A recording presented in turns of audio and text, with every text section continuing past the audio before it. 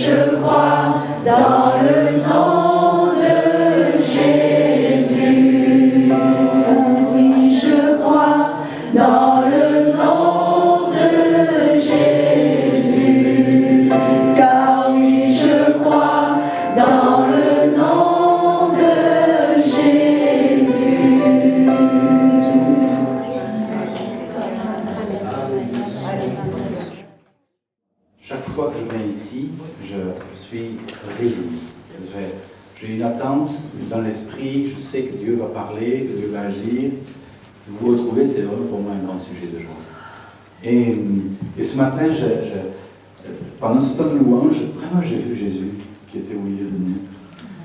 Quand il m'a poussé à me lever et à venir devant, pour vous dire qu'il venait au-devant de toi pour te servir, c'était tellement fort, j'étais ému de moi-même, parce qu'on ne se sent jamais digne, quelque part. Mais lui, il vient devant toi. Oui, c'est bien, merci. C'est sympa, et il vient devant toi, et puis il te dit qu'il t'aime. Il y en a plusieurs ici qui ont besoin d'entendre que Jésus les aime. Je peux me permettre de vous pointer du doigt? Muriel.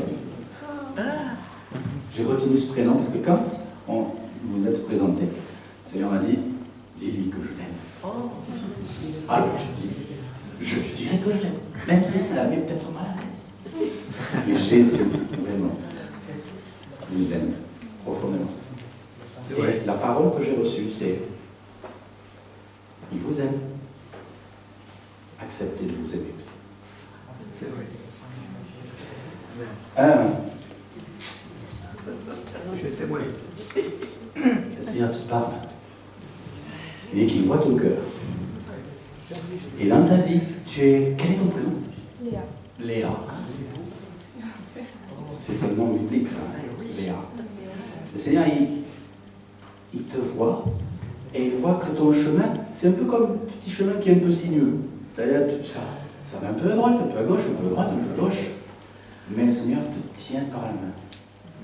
Et il te dit, je vais te conduire. Je vais te diriger. Je connais même les aspirations de ton cœur que toi-même dont tu n'as pas encore conscience. Je sais ce qui est le meilleur pour ta vie. Et si simplement tu me fais confiance, tu vas être surprise. Tu vas à certains moments même te dire, mais qu'est-ce que je suis béni. Je ne mérite pas ça. Mais le Seigneur vraiment te conduit. La seule chose qu'il te demande, c'est garde ta main dans la sienne. Garde ta main. Ne te laisse pas influencer.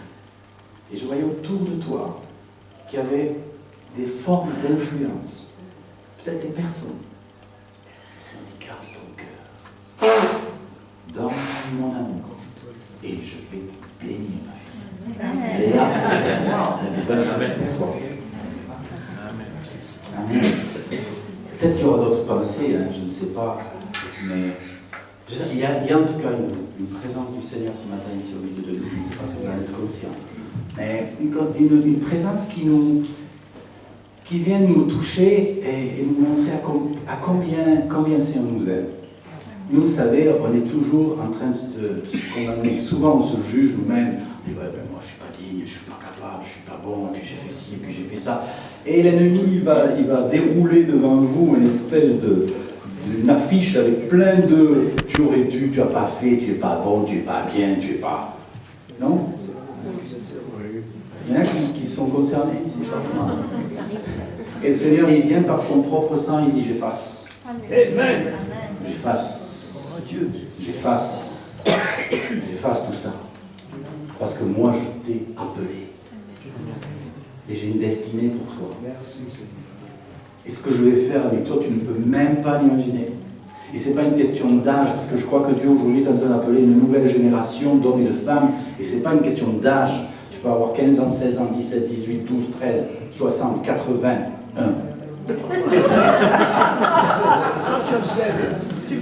Non, 71.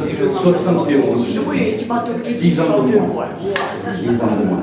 Et le Seigneur dit, avec toi, je vais vraiment faire quelque chose de puissant dans cette région et dans ce pays. Avec toi, je suis en train de préparer un mouvement de l'esprit, un travail et un réveil de ce pays. Ce n'est pas le moment de lâcher, ce n'est pas le moment d'abandonner. Il y en a, vous savez, qui ont prié, qui ont jeûné, qui sont venus à la brèche pendant des décennies. Parfois, c'est comme si on ne voit jamais les choses changer et on se décourage un peu. Et puis on dit, ne lâche pas. C'est peut-être le moment où il ne faut surtout pas abandonner la chaloupe. Parce que c'est le moment de la pêche miraculeuse. C'est le moment où l'Esprit de Dieu va faire des choses inouïes. On n'abandonne pas. On n'abandonne pas. Vous savez, je crois que ce n'est pas mon sujet de ce matin, quelque part, mais je me sens poussé à vous le dire. Vous savez, il y a de l'impatience ici. Je ressens au fond de plusieurs, il y a de l'impatience. Il y a de l'impatience sur le plan familial, il y a de l'impatience sur le plan affectif, sur le plan professionnel, il y a de l'impatience. Je disais tout à l'heure à quelqu'un qui va se reconnaître, je lui ai dit, de lâcher prise, c'est dur, hein? Lâche prise. Abandonne-toi entre les mains de Jésus. Ça fait 40 ans que je suis pasteur, et je peux vous dire, j'apprends encore. Je ne suis pas encore arrivé au bout du chemin. Mais une chose est certaine, c'est que plus j'avance, plus je peux témoigner de sa fidélité. Dieu est bon. On va chanter. Dieu est bon. Dieu est fidèle. Il a fait une promesse, il ne t'abandonnera jamais. Ne sois pas impatient ou impatiente, simplement confie-toi en lui. Confie-toi en lui. Fais de lui l'objet de ton amour. Fais de lui l'objet de tes délices. Mets-le en premier. Amen. Comme disait mon cher ami Teferi dernièrement dans un message qu'il a prêché dans notre Assemblée chrétienne des Nouvelles en Ariège, il disait « Nous avons été créés pour célébrer sa gloire. » Amen. La seule raison de notre existence ici-bas, c'est de devenir des adorateurs en esprit et en vérité. Ce que le Père demande pour Jésus, ce sont des adorateurs qu'il adore en esprit et en vérité. La seule mandat, la grande mission qui est la nôtre, c'est de célébrer la gloire du Seigneur. Vous savez, dans le monde spirituel, il y a une guerre entre les forces des ténèbres et Jésus-Christ. La semaine dernière, c'était dimanche matin, j'étais en train de préparer le culte avec notre communauté, et tout d'un coup j'ai eu une vision. Et j'ai vu, d'un côté, une armée, mais à perte de vue, l'armée des ténèbres. Vous allez dire, tiens, il a des hallucinations celui-là. Il est bizarre cet orateur. Peut-être que vous allez me prendre pour... Mais ça ne fait rien, je vous dis ce que j'ai vu. J'ai vu vraiment le prince des ténèbres, vous connaissez son nom? L'accusateur. Satan, celui qui est l'ennemi numéro 1. Parfois, nous, on a des problèmes avec les gens, mais ce n'est pas avec les gens que tu as des problèmes, c'est avec les esprits qui sont derrière et qui sont en train de peut-être utiliser telle ou telle personne contre toi. Mais nous n'avons pas à lutter contre la chair et le sang, dit la Bible, mais contre les principautés, les autorités, les esprits méchants dans les lieux célestes. Et j'ai vu cette armée démoniaque, à perte de vue, impressionnante, ténébreuse, hideuse. Ces puissances de ténèbres, ces anges qui étaient autrefois des anges au service de Dieu et qui se sont rebellés avec Satan et qui ont été précipités, 1 tiers des anges, dit la Bible. Et ils étaient là, ils vociféraient, ils étaient en colère, je les entendais, c'était vraiment impressionnant. Et j'étais là, et je disais, waouh.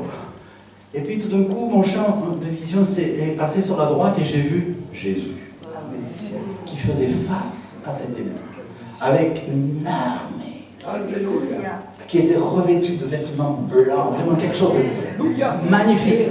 Vous savez la différence? Ils étaient silencieux, dans une dignité, une autorité. Ils se tenaient devant les ténèbres, qui gesticulaient, qui hurlaient, qui vociféraient. Ils ne disaient rien. Ils les regardaient, et déjà, rien que dans cette attitude, on voyait qui allait gagner le combat. Et ce que le Seigneur te dit ce matin, c'est tes luttes quotidiennes, tes combats quotidiens, ton impatience. Laisse tomber ça.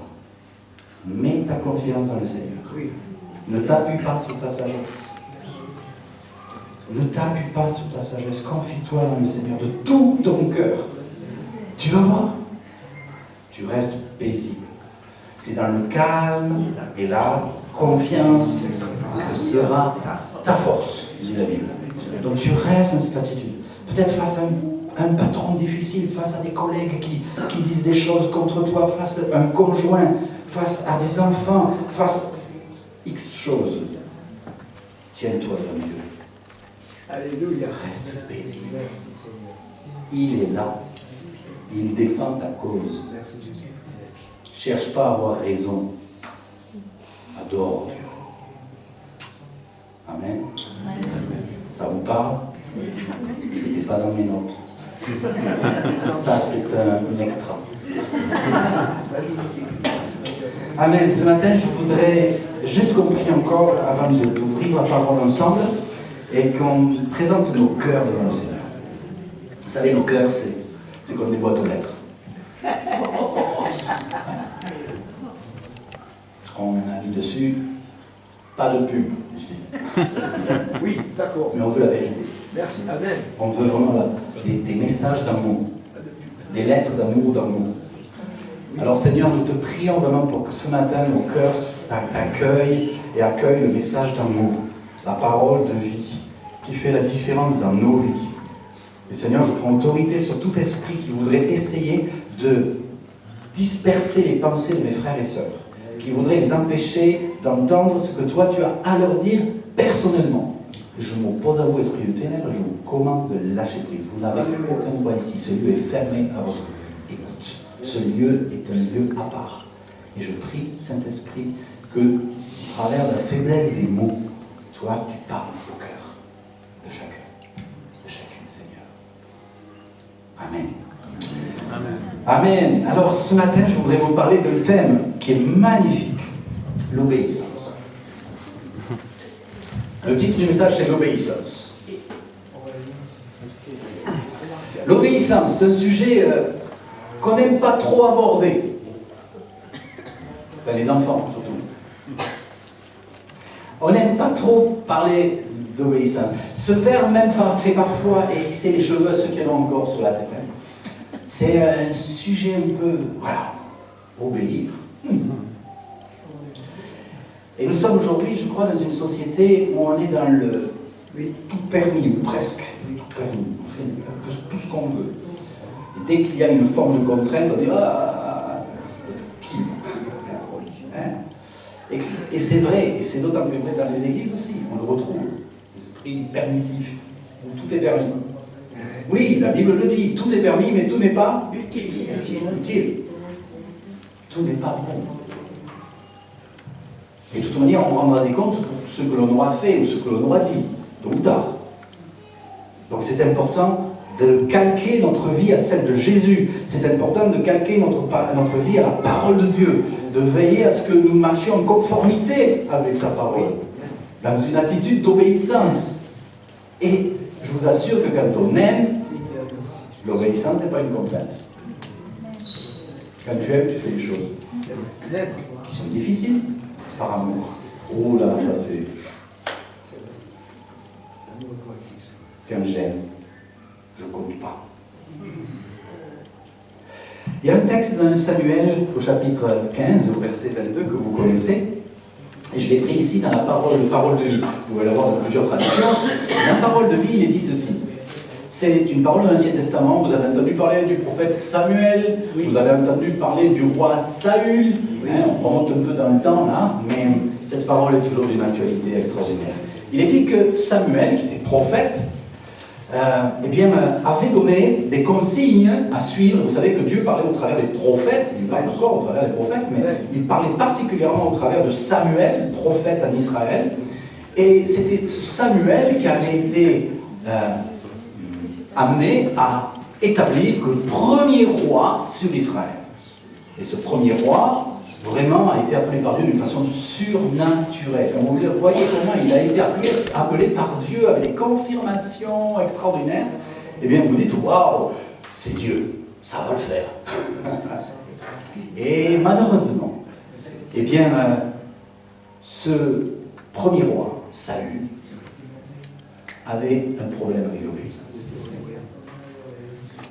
Et le prophète Samuel lui avait donné des consignes de la part de l'Éternel très précises. Entre autres, il lui avait dit, tu vas mener un combat, tu vas vaincre un ennemi, et tu ne devras rien garder pour toi, tu ne ramèneras rien de ce que tu auras, on va dire, gagné dans la bataille. Tout ce que tu auras, tu le laisseras à l'Éternel, tu le consacreras à l'Éternel, tu l'abandonneras, ce sera quelque chose auquel tu ne toucheras pas. Tu ne garderas pas l'or, tu ne garderas pas l'argent, tu ne garderas pas le bétail. Non, rien de tout ça. Et puis voilà que dans notre histoire, il est dit que oui, Saül a bien eu la victoire sur ses ennemis, mais il y a un mais. Je connaissais un prédicateur qui prêchait un message qui disait il y a un mais dans ta vie. C'est oui, Seigneur, mais. Et le mais, c'est qu'il avait repéré quelques brebis grasses, quelques belles bêtes. Là, vous parlez à un agriculteur éleveur, donc on aime bien, mais quand même, sacrifier ce bétail, c'est bien dommage, on pourrait mettre ça de côté pour nous. Et Dieu avait donné un ordre. Non, tu ne feras pas ça. Et il a désobéi. Et Samuel le prophète a été averti. Et il a dû confronter le premier roi d'Israël et lui dire « Tu n'as pas obéi à l'Éternel ». Et vous savez ce que fait notre cher Saül? Au lieu de dire vraiment « Pardon, c'est vrai, je reconnais mes fautes, vraiment, j'ai péché ». Non, il va encore inventer un truc. Il va dire ah oui, c'est les bêtes là, ouais, ok.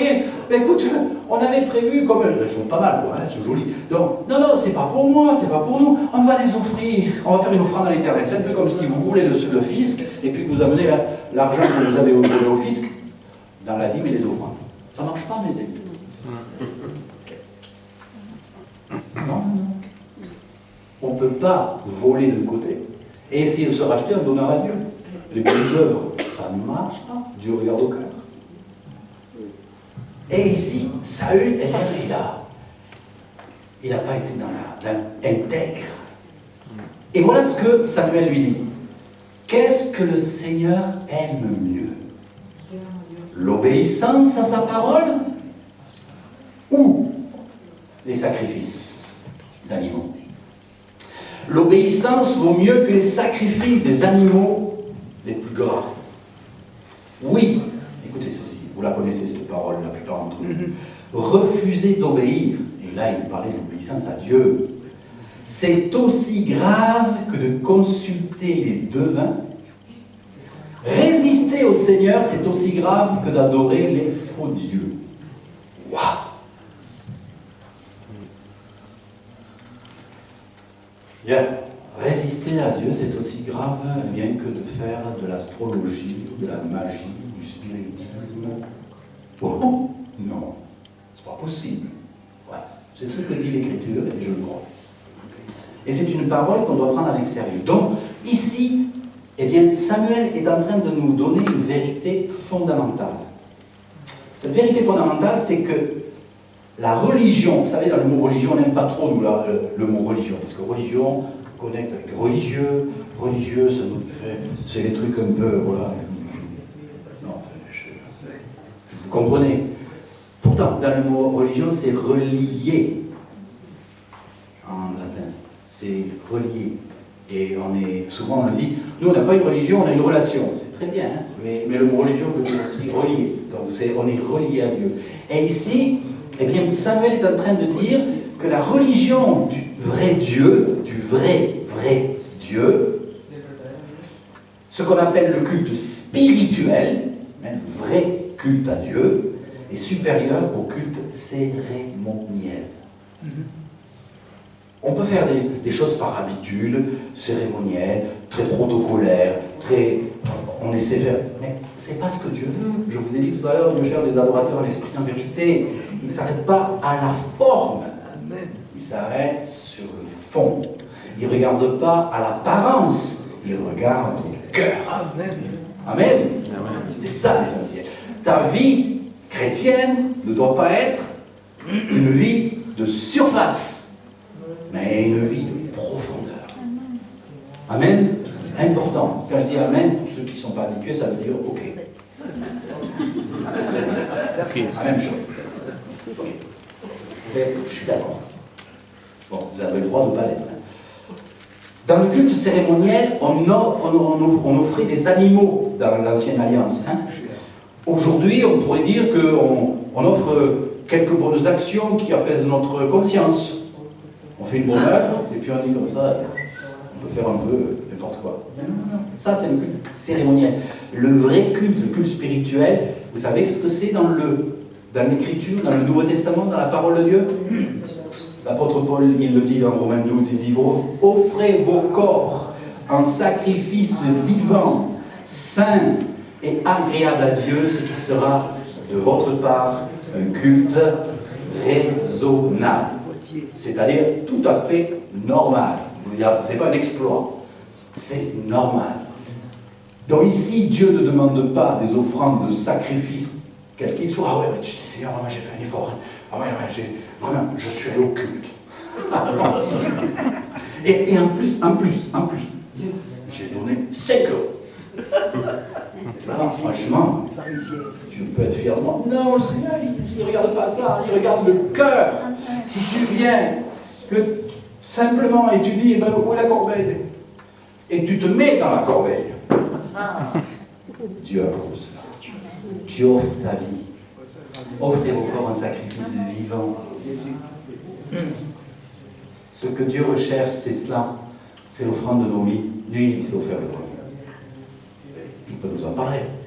À la croix, il a donné sa vie pour toi. Il a été déchiré. Entre le ciel et la terre, il a agonisé et il a dit, Père, pardonne-lui, car il ou elle ne sait pas ce qu'elle fait. Je l'aime, quoi qu'elle puisse avoir fait contre moi. Et je meurs pour payer la dette de sa punition, de sa sentence. Wow. Pourquoi j'aime Jésus? Parce qu'il m'a aimé le premier. Il m'a aimé le premier. Je lui dois tout. La vie, le mouvement, l'être, ce que je suis. L'obéissance est avant tout une affaire de cœur. Est-ce qu'on peut le dire ensemble? L'obéissance est avant tout une affaire de cœur. Mon peuple, mon ordre des lèvres, mais son cœur est éloigné de moi, disait le prophète, l'Éternel au travers du prophète Ésaïe au chapitre 29. Et Jésus reprend cette parole dans l'évangile, donc de Marc au chapitre 7. Il dit, oui, mon peuple, mon ordre des lèvres, ça c'est la forme. On peut avoir les plus belles prières. Oh Jésus, je t'aime, tu vois vraiment, je suis à toi, nanana. Il faut que ça soit le cœur, du cœur, pas de la forme. Vous savez, je me suis surpris. Là, je ne parle pas des autres, je parle de moi. Parfois, par habitude, je me suis surpris à prier. Une prière. Oh, les auditeurs auraient pu dire, ah, il prie pas mal. Hein. Ben oui, parce que j'ai l'habitude. Oh Seigneur, je te loue et je te rends gloire, merci parce que tu es là, tu es présent, tu es formidable, Seigneur, tu m'as sauvé, tu as mis ta main sur les miens, etc. Vous allez dire, wow, le gars il est spirituel. Mais ça peut être qu'une surface. Vous vous rappelez le publicain et le pharisien, hein? Il y en a un, il est là, en train de dire, oh Seigneur, je te remercie que je ne suis pas comme le restant des hommes. Je suis fidèle dans la dîme, dans les offrandes, je viens au culte tous les dimanches. Ça c'est accent un peu, hein? Bon, il faut défendre l'atmosphère quand même. Et puis il y en a un dans un coin qui est là et qui se tape à côté. Il dit, Seigneur, sois apaisé envers moi, je suis pécheur. Et Jésus dit, celui-là, qui s'humilie dans son coin, c'est celui-là qui est reconnu aux yeux de Dieu comme étant un homme qui marche dans la vérité. Ouais. Donc, on peut impressionner la galerie. C'est parce qu'il compte l'obéissance à la voix et à la parole de Dieu. Ce qui vient avec du cœur, c'est ce qui compte, pas la forme. Pas la forme. Peut-être que lui, moi je ne sais pas trop prier en public, ça m'impressionne, mais prie avec ton cœur. Vas-y. Mais c'est bien de confesser aussi de la bouche, parce que la Bible dit, c'est un croyant du cœur, et en confessant de la bouche qu'on parle au salut. D'abord, je voudrais vous dire, l'obéissance, on ne doit pas obéir à n'importe qui. Hein. On doit obéir à Dieu. Peut-être que vous ne serez pas d'accord avec moi, mais je crois qu'en tant que disciple de Jésus, on sera amené de plus en plus à résister comme ça s'est passé au temps des Huguenots, comme ça s'est passé dans les périodes de persécution dans l'Église.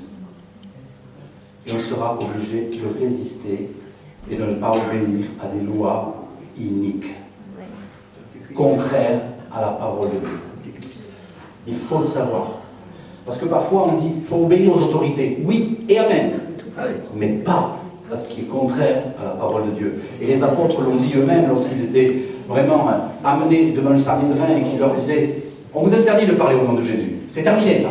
Vous mettez la pagaille dans le peuple d'Israël. » Et il a dit « Oh, on obéit à Dieu plutôt qu'aux hommes. » Et on sera, et on est amené déjà dans bien des situations à être obligé de se positionner. Mais pour cela, il faut qu'on ait une vie de cœur à cœur avec Dieu, une communion avec Jésus. On ne peut pas être dans cette démarche de foi si on n'a pas travaillé notre foi, notre confiance en Dieu. Parce que devant l'opposition, parfois, on préfère couper le dos plutôt que de résister. Et nous sommes appelés à être un peuple qui résiste. Moi, je ne vous appelle pas à vous lever contre l'autorité, mais à veiller à ne pas vous soumettre à n'importe quelle autorité. Amen. Romains chapitre 17, Paul dira « Vous avez obéi de cœur à la règle de doctrine dans laquelle vous avez été instruits. » Et moi, j'ai ajouté ici dans mes notes « Obéir à Dieu, il n'y a rien de mieux. » Alors, c'est pas un poème, c'est pas... Mais obéir à Dieu, il n'y a rien de mieux. Obéir à Dieu rend plus heureux. C'est mon expérience. Et j'aimerais que vous leviez la main si c'est la vôtre aussi. Qui c'est qui peut témoigner cela? Amen. Obéir à Dieu rend plus heureux. C'est vrai. Vous savez, je vais vous donner, je dis souvent, quand je prêche, je ne suis pas là pour donner des leçons. Je ne suis pas donneur de leçons. Quand je prêche de ma propre expérience. Et donc, du coup, moi, je m'assois à côté de vous et je vous laisse enseigner par le maître. Et je vais vous raconter un témoignage qui est tout frais. Je ne vous parle pas de 30 ans en arrière. Je vous parle il y a quelques... Depuis au 1er février, nous vous disons... ouais, c'était en janvier. Mon cher ami Teferi était au Canada, il y a quelques automnes. Et puis je reçois un coup de téléphone du Canada, où il me dit « Jean Hubert, avec le pasteur Pierre Cyr, donc qui est à Montréal, nous voudrions que tu viennes avec nous au Burundi. » Je suis allé en Afrique, dans mon ministère, pas mal de fois, dans pas mal de pays, et j'ai vécu des choses extraordinaires, des magnifiques moments avec Dieu, des miracles, des choses glorieuses. Et là, au moment où il me dit ça, d'abord, je ne l'ai pas pris au sérieux. Parce qu'on est amis depuis tellement longtemps que parfois on se fait des farces. Donc je lui ai dit, écoute, non, je préfère aller au Canada. Puis, vraiment, il insiste, il me dit, non, c'est sérieux. Et là, je dis, non. Non. Pourquoi? Non, pour moi, j'ai voyagé, je suis allé en Afrique, au Sénégal, au Burkina Faso, au Rwanda, tout ça, j'ai fait plein de voyages, Madagascar. Je pense que c'est plus mon temps. Voilà. Ok. Et je l'ai choqué. Il n'est pas là, il est sorti peut-être? Tu es là peut-être? Non. Et quand la nuit qui a suivi, j'ai été réveillé par le Seigneur. Vous savez, je sais quand le Seigneur me parle. Et j'ai vraiment... C'est comme si le Seigneur me disait, Jean, qui est le patron? Qui est le patron? Et j'ai pris conscience qu'en fait, j'étais dans une attitude vraiment de... Ouais, j'ai donné ma vie à Jésus, mais c'est moi qui décide. Je sers le Seigneur, mais comme j'ai envie. Pas forcément comme lui le demande. Et j'ai vécu dans mon lit un moment de repentance où j'ai été repris. Vous voyez, comme quoi, à 65 ans encore, eh bien, on se fait remonter les bretelles. Et j'ai été repris. J'ai senti que le Seigneur me disait, mais Jean, obéis. Alors, vous savez, j'ai appris dans mon ministère qu'il me fallait avoir des confirmations avant de faire certains choix, parce qu'on peut se tromper. On peut se tromper. Donc j'ai dit, Seigneur, écoute, ok, d'accord, pardon, je me remets en question. Si tu veux que j'aille au Burundi, j'ai besoin de confirmation. Donc j'ai dit, il faut que tu me montres. Teferi me dit, tu sais, donc je l'ai eu au téléphone, on a discuté, j'ai remis les pendules à l'heure en disant, voilà, de mon attitude. Et il m'a dit, l'équipe du Canada prend tout en charge. Wow. Tout en charge, les frais, l'avion, la machine, le séjour là-bas. Wow. Bon, je dis ça peut être pris comme une confirmation quand même. Hein. Quand si vous cherchez au fond de vos poches, parfois vous n'avez pas exactement le montant. Et puis, quelques jours plus tard, je rencontre mon ami Jean-Marc Potenti, pour ceux qui ont parlé de lui, donc, qui est un membre responsable de l'équipe de ministère avec lequel je travaille. Et je lui dis, dis-moi, Jean-Marc, il y a un projet de voyage au Burundi, et on m'a parlé d'un pasteur qui est au Burundi, qui s'appelle le pasteur Denis. Tu as entendu parler de lui? Il m'a dit, Denis? Ah, mais bien sûr! Ah bon? Mais tu vas le rencontrer? Et bien, je dis, oui, normalement, on devrait rencontrer le pasteur Denis. Il me dit, mais il faut vraiment l'aider, ce gars-là. Donc, poum, deuxième confirmation. Moi, je m'attendais qu'il me dise, ah non, je ne connais pas. Il connaissait ce gars-là. C'est incroyable. Ils s'étaient rencontrés en plus au Canada. Oh. Troisième confirmation. Ah ouais, vous allez dire, il en a besoin, lui, de confirmation. J'étais en train de... J'avais donné mon passeport pour rentrer dans une société qui s'appelle Thales, qui fait des satellites, où j'amenais et je livrais les produits de notre domaine agricole. Et puis, quand je reprends mon passeport, parce qu'il faut une carte blanche avant de rentrer dans ce genre de lieu, j'entends au fond de moi, regarde la date d'expiration de ton passeport. Jour janvier 2023. Je devais partir le 1er février. Donc je dis, oula, ça va pas. Donc du coup, je me suis renseigné, et partout, les mairies où j'appelais, on disait, non, monsieur, non, c'est pas la peine, vous n'aurez pas votre passeport à temps. Là, de toute manière, on ne peut pas avoir un rendez-vous avec vous avant fin janvier. Fin janvier, avant de monter les trucs. Donc vous pouvez par internet commencer à remplir des trucs, mais il faut un rendez-vous, et après le rendez-vous, il y a un délai. C'est hyper compliqué à l'heure actuelle, les délais sont rallongés. Et puis j'appelle encore une autre mairie en Ariège, et puis je tombe sur une dame qui me dit, ah non monsieur, vous savez là, c'est trop tard. Bon, je dis, ben voilà, je ne peux pas y aller. Je peux pas y aller. Je me coûte des ferries, je ne peux pas y aller. Il est là. Et puis la dame que j'ai au téléphone, la secrétaire de mairie, elle entend d'arriver et elle me dit, venez dans 15 jours. Alors, déjà que j'étais en retard, déjà que c'était peu probable d'avoir, reporter de 15 jours le rendez-vous, bon, vous allez, venez dans 15 jours. Bon, 15 jours après, je me pointe à la mairie en question. Et au moment où je rentre, la personne me dit, bonjour, pasteur Mazel. Il me semblait avoir vu déjà cette personne, et la secrétaire de mairie, en fait, me connaissait parce que c'est une protestante, et qui avait déjà assisté à des cultes que l'on fait en commun avec d'autres communautés. En 10 jours, j'ai eu mon passeport. Je n'avais plus d'argument. Teferi l'avait remporté. La machine qui a fait. Jésus en lui, il avait gagné.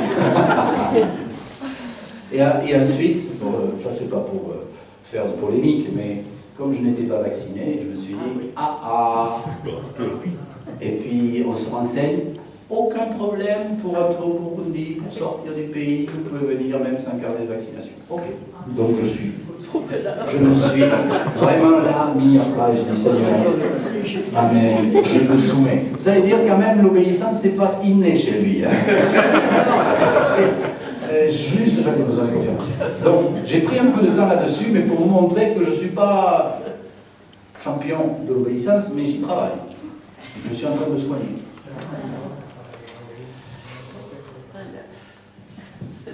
Et je tiens à vous dire une chose, c'est que l'obéissance nous réserve de merveilleuses surprises. Quand tu obéis, il y a de merveilleuses surprises. Nous sommes arrivés au Burundi avec Teferi. Et dès qu'on est arrivé là-bas, l'équipe qui nous accueillait, on était une équipe avec des Canadiens, Suisses et nous, et puis dès qu'on est arrivé là-bas, le pasteur Denis, tout ça me dit « Ah on sait que vous arrivez au Burundi, hein. Déjà, ça se sait. Et il y a des personnes qui veulent absolument vous voir, il y a une surprise pour vous. »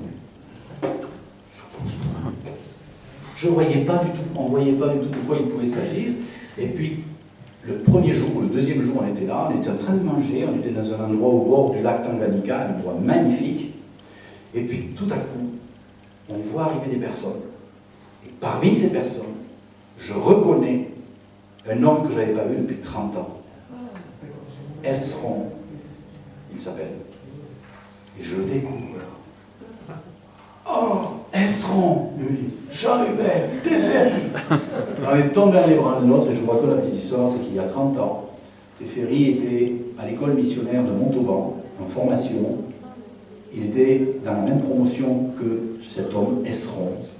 Moi, j'étais un des jeunes, quand même, 35 ans, un peu jeune, enseignant dans cette école. Et j'avais une prophétie pour cet homme et sa femme. Il y a 30 ans, c'était en 90, c'est ça, je ne me trompe pas. En tout cas, c'était le 30 juin 1990 que j'ai eu la prophétie pour eux, où je leur disais, le Seigneur vous dit, vous allez rentrer dans votre pays et vous allez passer par des moments difficiles, mais Dieu va vous utiliser puissamment. Et vous allez être à la tête d'une église qui aura une influence sur tout le pays. C'est tout. Moi, j'ai oublié ça. Et quand il est venu nous rencontrer, quand on s'est retrouvés, on est tombé dans les bras de l'autre, on ne savait même pas avec Teferi qu'il était au Burundi, ce gars-là, Esron, et sa femme Imelda, s'appelle.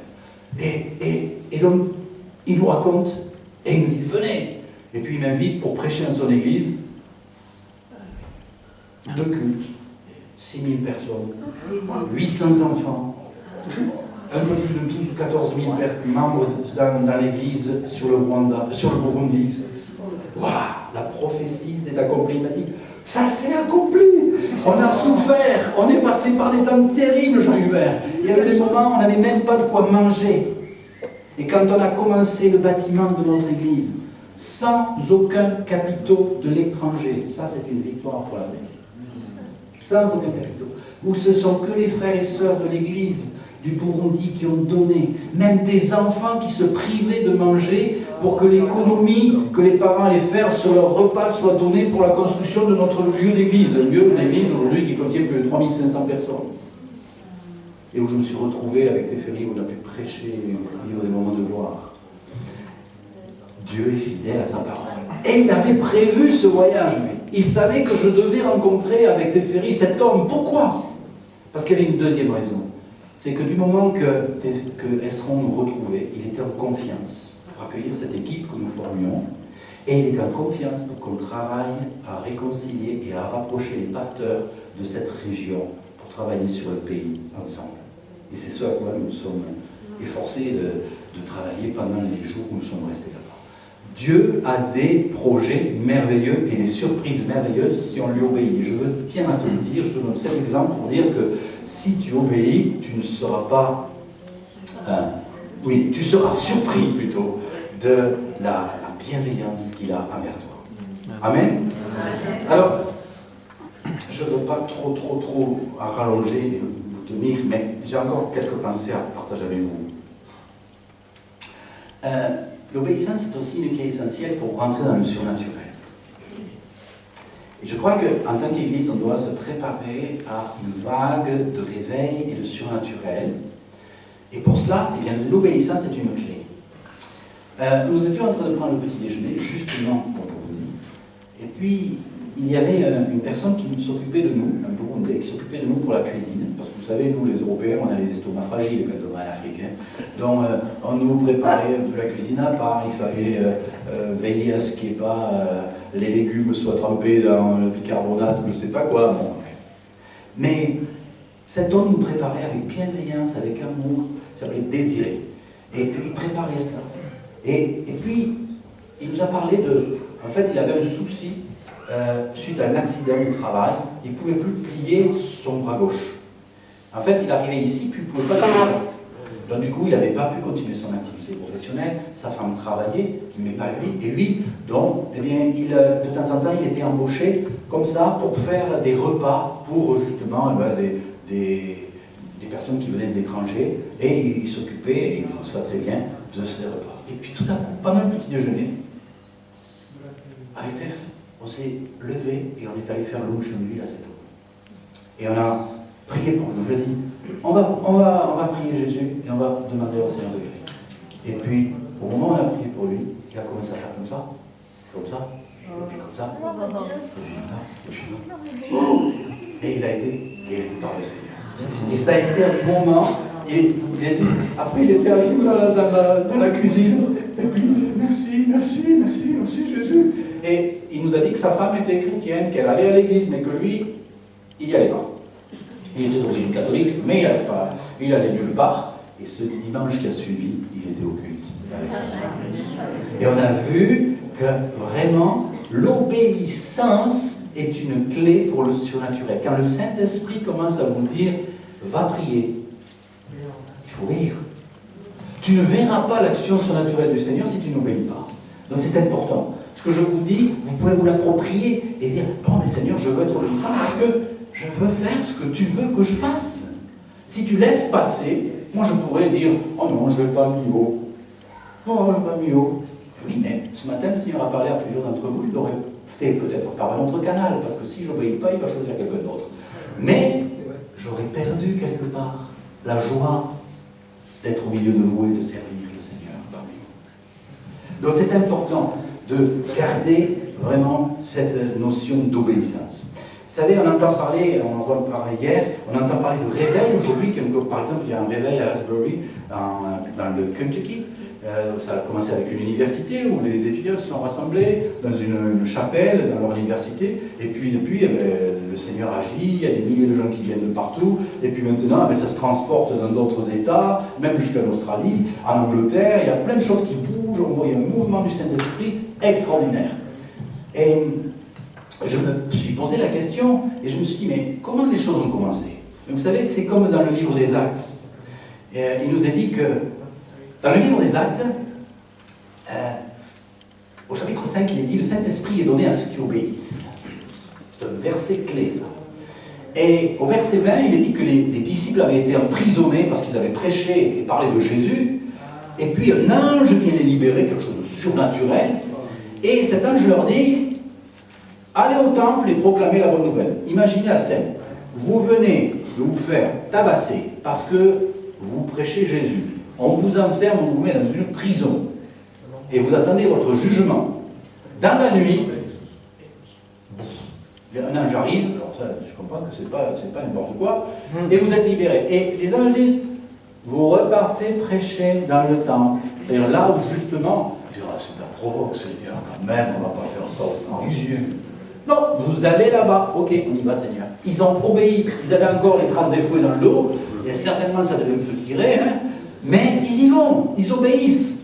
Et au verset 21 de Acte 5, il dit, les apôtres obéirent aussitôt. Vous voyez, moi j'ai obéi aussi tard. Ben oui, Bon, merci pour ceux qui s'identifient. Et le jour de la Pentecôte, vous savez, qu'est-ce qui s'est passé? Le Saint-Esprit est venu, puissamment, comme ça se passe à Asbury ou dans d'autres endroits aujourd'hui. Le Saint-Esprit qui commence à faire un raz-de-marée, et puis les gens sont visités, ils se repentent, demandent pardon, ils ont envie de changer de vie, il se passe des choses glorieuses. Mais le jour de la Pentecôte, ils étaient 120 réunis dans une chambre haute. Et pourquoi ils étaient là? Parce qu'ils ont obéi à ce que Jésus leur avait dit. Jésus avait dit, avant de partir, vous ne quittez pas Jérusalem, mes amis. Vous restez à Jérusalem, et là, je vous enverrai le Saint-Esprit, le Paraclet. Et alors, vous recevrez une puissance, et vous serez mes témoins. Et qu'est-ce qu'ont fait les disciples? Ils ont Obéir. L'obéissance vaut mieux que les sacrifices. L'obéissance amène des actions surnaturelles. L'obéissance manifeste des choses magnifiques dans nos vies et des bonnes surprises. Et il était là que quelque chose de glorieux s'est passé. Et je me rends compte quand je regarde un peu les réveils dans le monde, dans le christianisme, eh bien ça démarre toujours par un petit nombre de personnes. À Asbury, c'était un groupe de personnes qui a commencé à se réunir autour d'une jeune femme. Et puis, ils ont commencé à investir du temps dans la prière. Et je veux saluer ici tous ceux qui prennent du temps dans la prière pour l'Église et pour le département de l'Aveyron.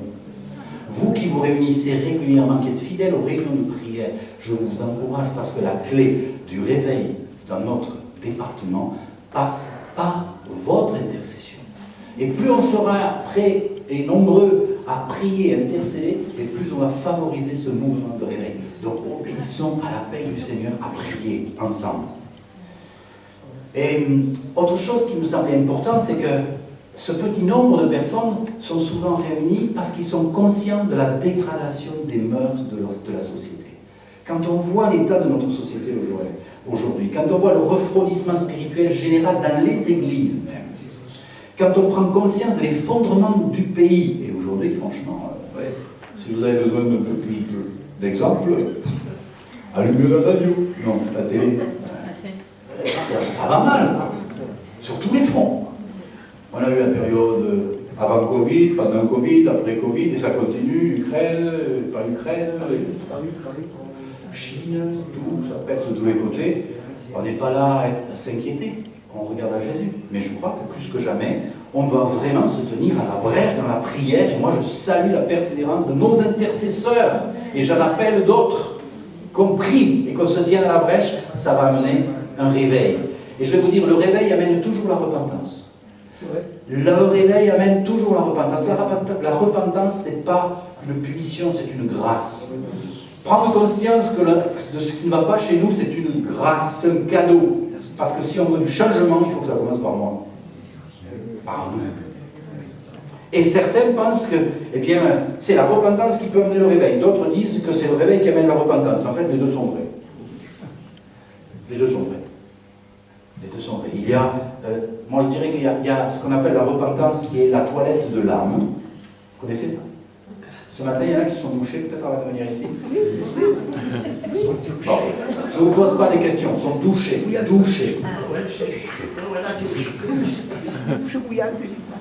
Mais je veux dire, la repentance, demander pardon à Dieu, c'est la toilette de l'âme. On en a besoin, régulièrement. Vous vous douchez régulièrement, j'espère. Bon, mais c'est pareil, on a besoin de venir à Dieu et dire, Seigneur, là, j'ai eu une mauvaise pensée, là, j'ai jugé, là, j'aurais dû, là, pardon, voilà, Seigneur. On ne se culpabilise pas, on se repent, c'est pas pareil. On demande pardon, on va aller plus loin. On va être vraiment comme le Seigneur de Dieu. Et du moment qu'on fait cette toilette de l'âme, et je dis c'est un travail personnel, c'est un travail qu'on appelle aussi la sanctification, c'est important. Si tu es conscient dans ta vie que tu n'es pas en ordre dans tel ou tel domaine, tout à l'heure Fabrice nous a exhorté pour la Sainte Seine, s'il y a des choses qui ne sont pas réglées, si tu as demandé pardon, si tu as pardonné quelqu'un, n'attends pas le réveil pour le faire. Fais-le. Parce qu'en mettant ta vie en règle, tu deviendras un agent du réveil. Je peux le répéter. En te repentant et en laissant le Saint-Esprit travailler dans ta vie et en obéissant à ce qu'il te demande de faire, de pardonner, de te repentir, eh bien, tu vas devenir un agent du réveil. Une personne qui va être utilisée pour le réveil. En 1973, j'ai vécu ce genre d'expérience. Il y a eu le mouvement du Saint-Esprit sur le monde, on appelait le renouveau charismatique, très fort. Il y avait eu en 1900 le réveil pentecôtiste, les Sousa Street et tous ces milieux-là. Mais il y a eu un autre mouvement dans ces années 70. Et j'ai assisté.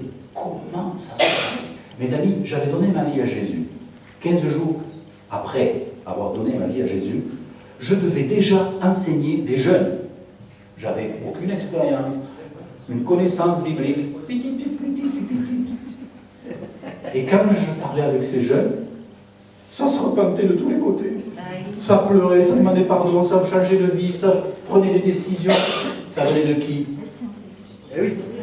Bon, du prédicateur à l'époque, hein. Esprit, tout ça. Franchement, et ça ne viendra jamais du prédicateur, aujourd'hui non plus. Ça vient de son action. Mais pour dire que quand l'Esprit Saint souffle, c'est comme un raz-de-marée. Il y a des choses qui se passent, on n'a pas d'effort à faire, ça bouge. Donc aujourd'hui, n'attends pas le réveil pour te repentir et pour mettre ta vie en ordre, mais au travers de ton attitude et de ton obéissance, tu vas devenir un agent de réveil et tu vas assister, et c'est ma prière comme celle du directeur de la faculté de Sperry qui disait « Toutes les générations devraient vivre au moins une fois dans leur vie ce genre de visitation. » Parce que quand vous êtes visité par le Saint-Esprit comme cela, vous ne l'oubliez jamais. Et vous ne marchez pas avec la foi de vos parents ou de vos grands-parents ou l'expérience des autres, mais avec votre rencontre avec Dieu.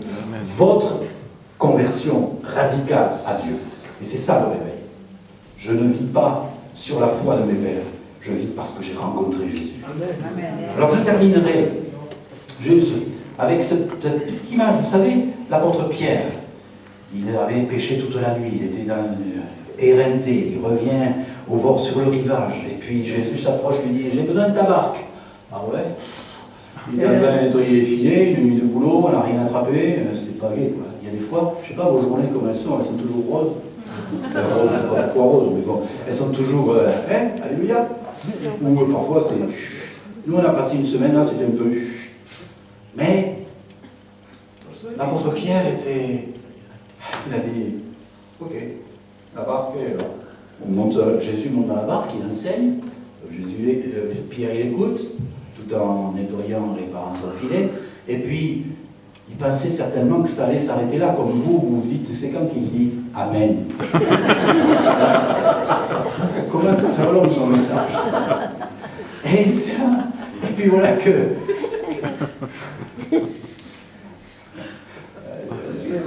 Bon, ça fait du bien. Et puis, Jésus se tourne vers Pierre et lui dit allez, avance en eau profonde. Oh non, c'est mieux. On a péché toute la nuit, on n'a rien pris. Ok, avance en eau profonde. Que fait Pierre? Il sort de la barque, il dit non, moi je ne suis pas d'accord, ça ne paye pas cette affaire, je sors, je manifeste. La retraite. Non, il obéit. Et puis quand il est en pleine eau, il jette le filet. Et là, le miracle a lieu. Et quand le miracle a lieu, qu'est-ce qu'il fait là? Il est saisi de crainte. Il voit Dieu dans la personne de Jésus. Jésus est Dieu. Amen. Jésus n'est pas un prophète. Jésus est Dieu. Ça, c'est une clé essentielle. Et parce qu'il est Dieu, Pierre s'est prosterné devant lui. On n'adore pas le prophète. Les disciples sur la montagne, ils se sont prosternés quand Jésus a quitté le ciel, la terre, pour aller au ciel, et ils se sont prosternés là-dedans. Il a fallu que les anges viennent et disent les amis, la révélation de la divinité de Jésus-Christ, le Seigneur. Et ça a bouleversé sa vie à Pierre. Là, c'était le réveil de sa vie.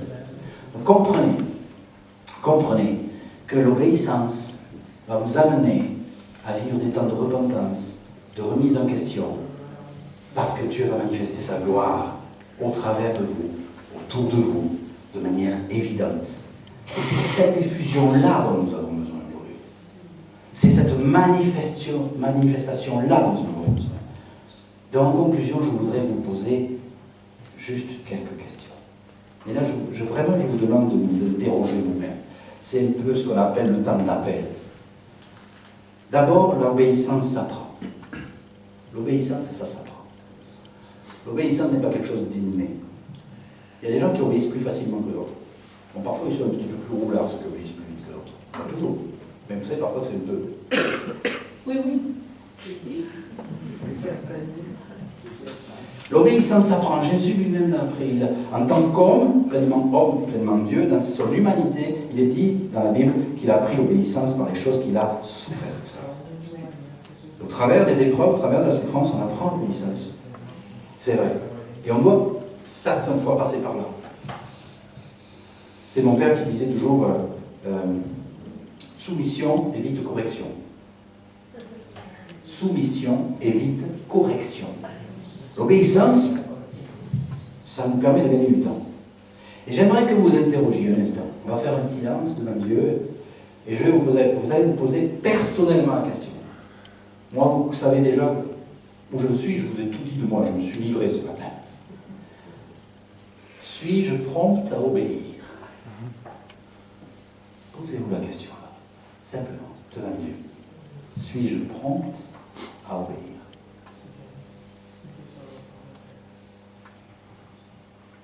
Fermez les yeux, ne vous laissez pas distraire. C'est entre toi et Dieu.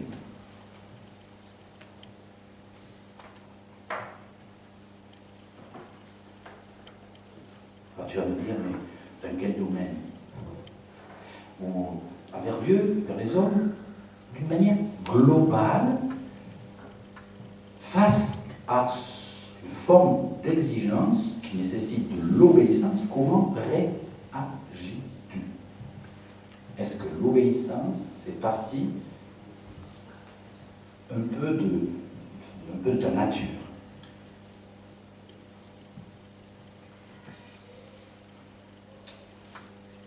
Ça y est? Maintenant, j'aimerais vous poser une autre question. Alors, si vous prenez des notes, vous pouvez le noter parce que c'est un travail qui commence mais qui doit se poursuivre. Demandez à Dieu de vous montrer les points de résistance. Il n'y en a pas. Les points de résistance. Et si vous identifiez les points de résistance, des domaines, vous en sentez bien. Et là, je dis, pour vous qui connaissez Jésus, il y a peut-être des domaines sur lesquels Jésus vous a déjà parlé. Et puis vous dites, oui, mais vous ne faites pas. Les points de résistance.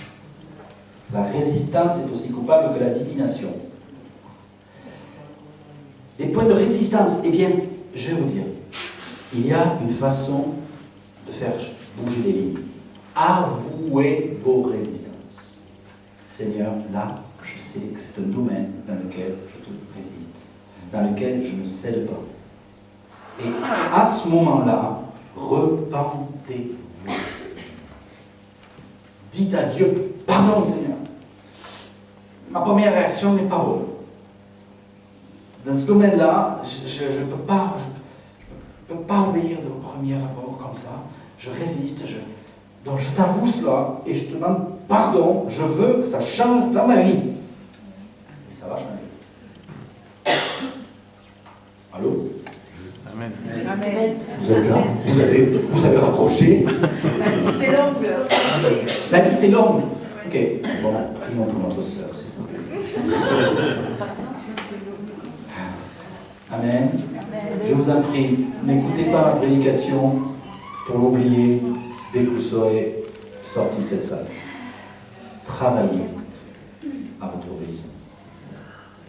S'il vous plaît. Je vous ai fait perdre votre temps autrement, et j'ai perdu le mien. Travaillez à votre obéissance. Demandez au Saint-Esprit de vous aider. Il va le faire. Il sera avec vous. Et puis, obéir, je l'ai dit tout à l'heure, c'est une façon de lâcher prise.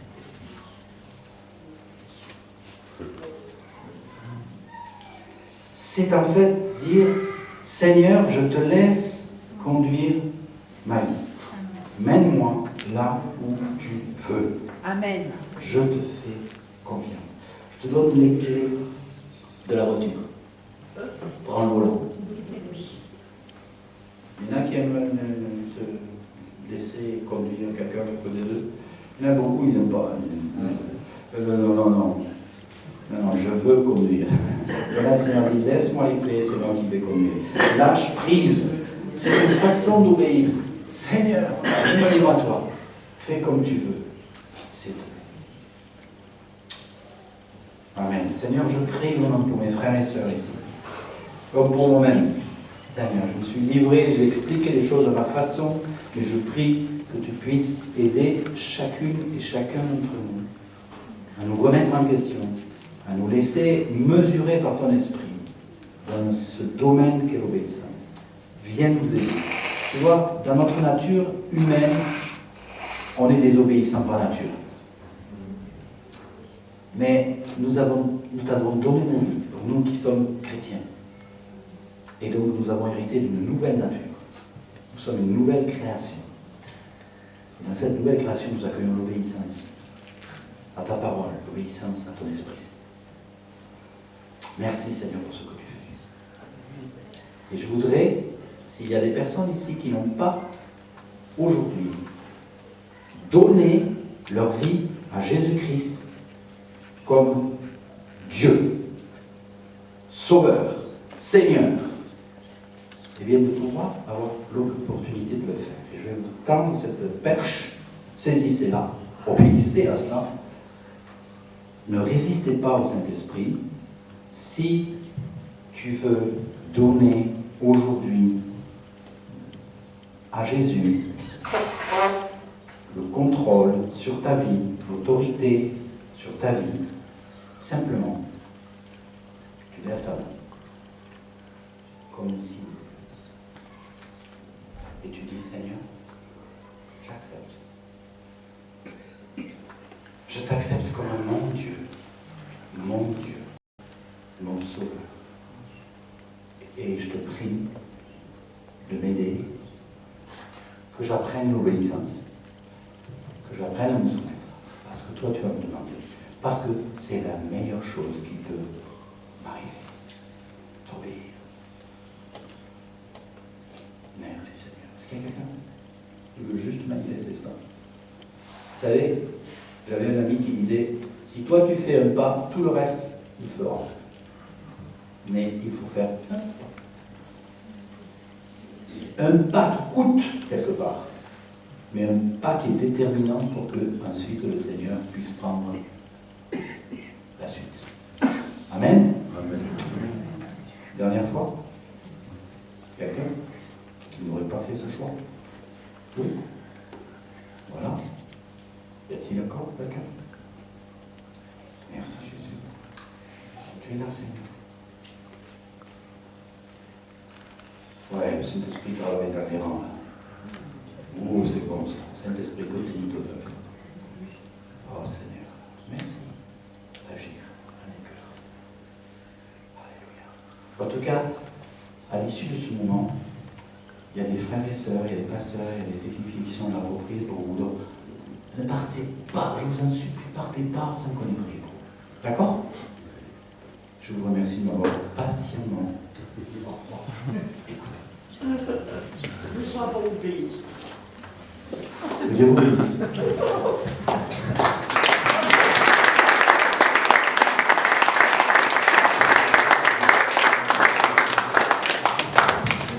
Alléluia.